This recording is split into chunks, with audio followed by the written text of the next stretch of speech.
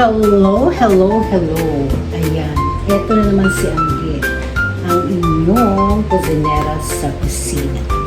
Meron na naman akong another recipe para sa inyo, but this time, ang gagawin natin is Japanese recipe.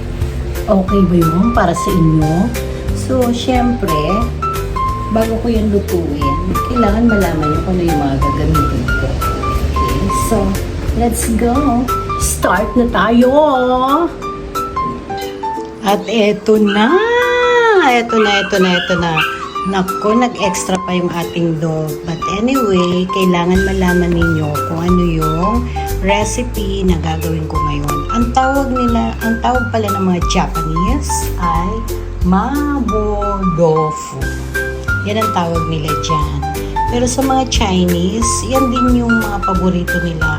Lalo na pag yung pupunta kayo, di ba meron tayong Chinatown dito? Pupunta kayo ng restaurant, ng mga Chinese restaurant, meron din sila niyan. So, eto pong sauce na to, dala ko po yan. Yan. Actually, hindi na po kailangan na yung mga ingredients niya, paminta, kompleto na po yan. Kaya lang sa akin, gusto ko lang siyang talagang yung igigisa ko yung giniling. Yan.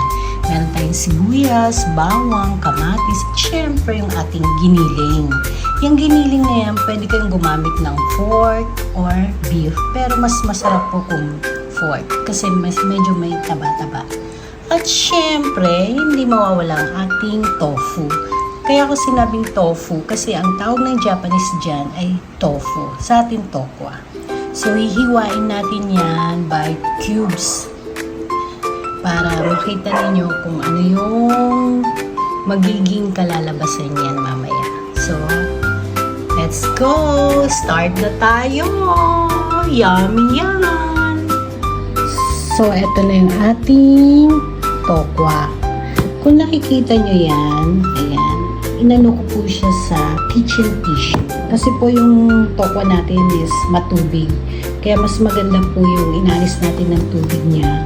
So, pwede nyo po yan ilagay sa kitchen tissue na kahit na mga 30 minutes, ganyan, para maalis yun. Pero mas maganda po kung mas matagal. So, yan, hihiwain natin. So, ilalagay natin dito.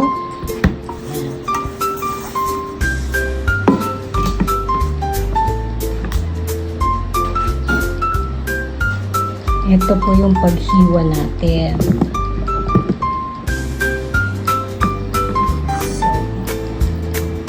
Kakat natin siya sa gitna.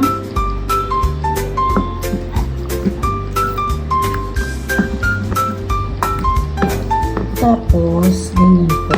Para po siyang cubes. Ayan.